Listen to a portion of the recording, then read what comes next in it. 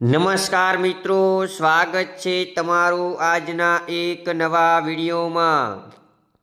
આજે આપણે વાત કરીશું કે ઘોડો ક્યારેય બેસતો કેમ નથી, ઊભો રહીને જ કેવી રીતે પોતાની ઊંઘ પૂરી કરી લે છે, આની પાછળનું રહસ્ય શું? તો એ પહેલાં જે મિત્રો ચેનલ પર નવા છે તેમને ખાસ નમ્ર વિનંતી છે કે વિડીયોને લાઈક, શેર અને ચેનલને સબસ્ક્રાઈબ કરવાનું ભૂલશો નહીં। તો ચાલો શરૂ કરીએ આજનો ખાસ મહત્વપૂર્ણ સ્ટોરી વિડીયો।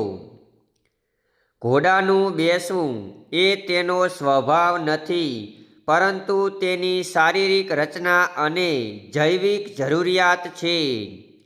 ઘોડાની કરોડરજ્જુ સીધી અને લાંબી હોય છે।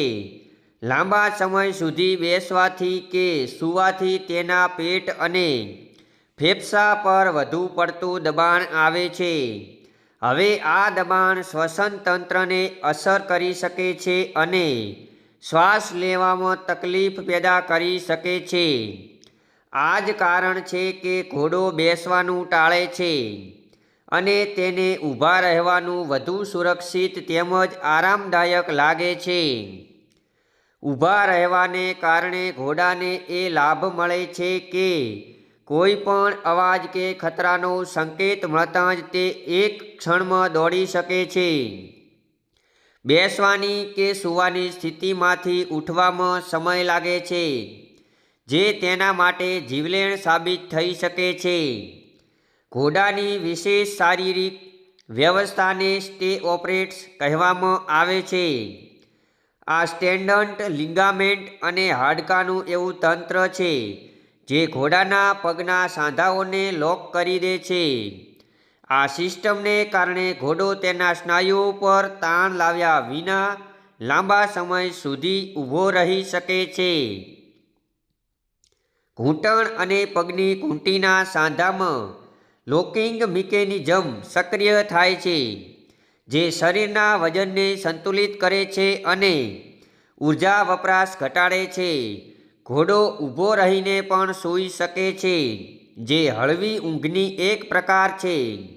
આને વૈજ્ઞાનિક ભાષામાં નોન સ્લીપ તરીકે ઓળખવામાં આવે છે।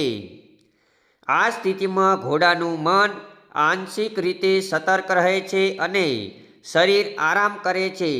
આ ઊંઘ દિવસનો થાક દૂર કરવા માટે પૂરતો છે। સ્ટે ઓપરેટ્સની મદદથી ઘોડો હળવી ઊંઘ લઈ શકે છે, પડી જવાથી બચી શકે છે અને કોઈ પણ ખતરાની સ્થિતિમાં ઝડપથી જવાબ આપી શકે છે। તો મિત્રો, આવા અવનવા વિડીયોની નોટિફિકેશન મેળવવા માટે અત્યારે જ ચેનલને સબસ્ક્રાઈબ કરી લો। ફરી મળીશું એક નવા વિડીયો સાથે। ત્યાં સુધી સર્વ દર્શક મિત્રોને જય શ્રી કૃષ્ણ, જય માતાજી। આપનો દિવસ શુભ રહે। આભાર, ધન્યવાદ।